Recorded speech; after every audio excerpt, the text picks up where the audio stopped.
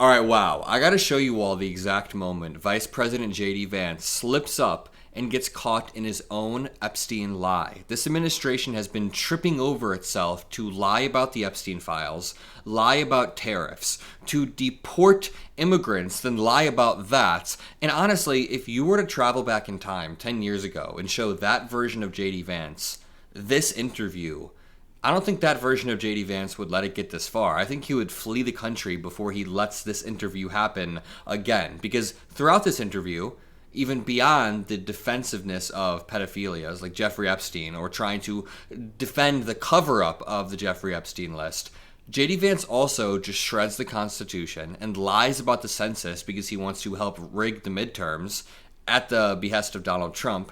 JD Vance then lies about who pays the tariff, just utterly lies about economics 101. They just do it so brazenly now. He then defends the idea of Netanyahu taking over all of Gaza, but it gets worse. He then defends the idea of Putin basically taking over Ukraine, but he says that Ukraine should not have a seat at the table when it comes to these negotiations. So I say one more time, if you were to show JD Vance from 10 years ago this interview now, his jaw would absolutely drop. The never Trump guy, the Trump is a Hitler guy, is now aiding Trump in that exact same behavior. So let's waste no time. Let's jump in with this clip of Maria Bartiromo and JD Vance talking about Jeffrey Epstein. And listen, a lot of mainstream media won't cover this. A lot of news stations refuse to cover the protests, the Epstein list, and everything happening. So make sure you drop a like and subscribe to the Adam Mockler feed. We will break down the lies relentlessly. Let's start off with this clip of JD Vance saying,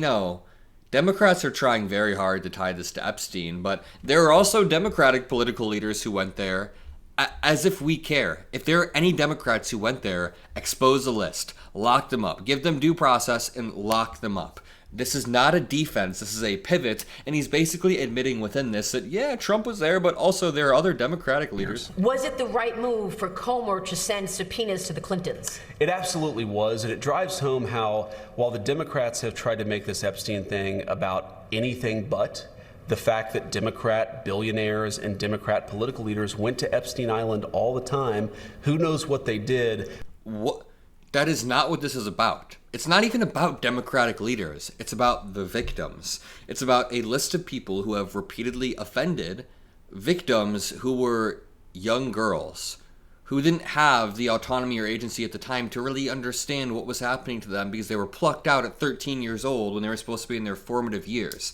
It's about the victims. It's about making sure that people cannot re-offend. And JD Vance is sitting here trying to pivot or make it about Democrats, but no, your admin turned something political by having Pam Bondi come out and say, I have the list on my desk. They then got political influencers with those binders. You guys have seen the binders. So the idea that Democrats are trying to make this political, come on. But it's totally reasonable to ask these questions. What you saw in the House's subpoena is they are trying to investigate all of the things related to this particular case. I know a lot of Americans want answers. They're not trying to investigate all of the things. The FBI sat Trump down in May and said, your name is in these files. Do you want us to redact it? Then they redacted it. Then in June, less than a month later, Elon Musk comes out and says Trump's name is in the Epstein files. That's why they won't release them. JD Vance then continues with this line. He says, listen, we know Jeffrey Epstein had a lot of connections with billionaires, but there were left-wing billionaires too. I have to say, Maria, I laugh at the Democrats who are now all of a sudden so interested in the Epstein files. For 4 years, Joe Biden and the Democrats did absolutely nothing about this story. We know that Jeffrey Epstein had a lot of connections with left-wing politicians and left-wing billionaires, and now President Trump has demanded full transparency from this, and yet somehow the Democrats are attacking him and not the Biden administration, which did nothing for 4 years. Let me just correct the record. The Biden administration had been investigating this for the past 4 years, but it's even wrong to say that. It wasn't Biden and the people around him investigating this, because 4 years ago, there was actually a level of separation between the presidency and the DOJ. Merrick Garland was not weaponizing these files. Pam Bondi weaponized them within her first month. Here's the moment where Maria Bartiromo asks, Can you give us clarity on the meeting that apparently happened last night on the Epstein files? JD Vance says, there was no meeting at my house last night. There just wasn't. Then she says, was there a meeting at the White House? And he goes, well, we did have a meeting in the White House. Can you give us some clarity on this meeting that is reportedly happening or happened last night at the White House about the Epstein files and how you're communicating the Epstein story? So I've seen so many different fake reports about this. So let me set the record straight. There was no meeting at my house last night. There just wasn't. Was there a meeting at the White House? We did meet at the White House yesterday, but not at the time that they said that we were going to meet, and not about the subject that they said that we were going to meet about. We have a great FBI director and a great Department of Justice lead, Attorney General Pam Bondi, and we met to talk about how to ensure we have justice for the American people. We actually didn't talk about the Epstein issue at all. That was never meant to be the subject of the meeting, and it's one of those things where I guess somebody leaked a calendar entry maybe, and then people assumed that it must have been about Epstein, even though it had nothing to do with Epstein. On the Epstein issue, what the president has said very clearly, because we've had other meetings about that, is... Okay, he's just lying. We got a report after this White House meeting happened, and the meeting said it was about two things. Number one, the firing of FBI agents who helped investigate Donald Trump's January 6th. And number two, it was about the Epstein files and how to proceed. And by how to proceed, we mean how to cover it up, how to cover up the fact that this administration will not be transparent. So JD Vance is lying. We know that he's lying because after this happened, we got reports that it was about the Epstein files. But then it gets worse. If you showed this to JD Vance a decade ago, he would already reel over in dismay and his jaw would be on the floor and he would be disgusted because he's been defending Jeffrey Epstein. Actually, he would be confused because Jeffrey Epstein hadn't been arrested for the second time. But either way, the point stands. JD Vance would be like, what the hell? But now it gets worse.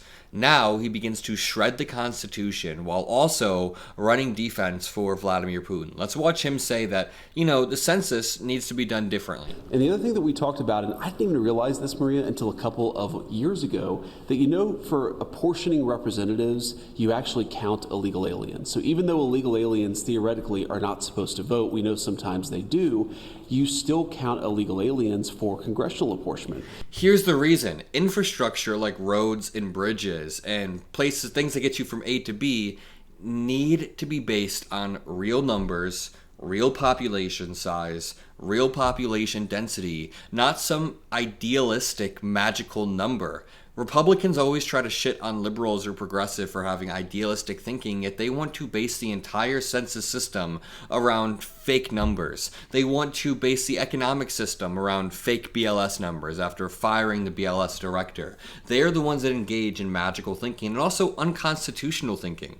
In the Constitution, every person gets rights. Every person is counted in the census, not just citizen. Finally, watch this clip of Maria Bartiromo asking JD Vance, do you want Putin to meet with Zelensky before a meeting with Trump? And JD Vance doesn't use any of his diplomatic leverage whatsoever. He doesn't say, yes, I will condition my meeting on Putin with Putin meeting Zelensky. Nope. They want to bully Zelensky. They want to bully the democratic country, and they don't give a damn, so he gives the worst answer possible. It's something I think all Americans should be proud of, whatever their political party. Do you want Putin to meet with Zelensky before a meeting with President Trump? I actually don't think it would be that productive. I think fundamentally the President of the United States has to be the one to kind of bring these two together. We're, of course, going to talk to the Ukrainians. I actually spoke with the Ukrainians this morning. Marco has been talking to them quite a bit. We're going to keep that dialogue open, but fundamentally, this is something where the President needs to force President Putin and President Zelensky really to sit down to figure out their differences. Well, he can't force anything if he's not using any of his leverage. Donald Trump has gotten rolled by Putin repeatedly. And I'm going to be talking about this a lot this week, so make sure you're subscribed and make sure that you have post notifications on, because as we talk about Epstein and ICE raids, the Ukraine war is something I want to hammer home. Donald Trump has blown this. Since before he even got into office, he was giving up leverage, yearning for a deal, and acting like an idiot saying he would solve it on day one. Well, there are reports that when he got into the White House, he immediately tried to float the same deal Biden tried to float 3 years ago. When that didn't work, he sent out a series of desperate Truth Social posts. When that didn't work, he tried to do a phone call with Putin. Putin was nice and, like, said nice things to him. Right after Trump hung up the phone, Putin launches the largest drone strike yet. He's done this 3 different times, the largest drone attack yet. It's disgusting. Trump is getting played, and now it's all culminating into this. So I'm going to leave it there. If you appreciate the videos that we make sure you subscribe below. I'll see you on the next video, and peace out.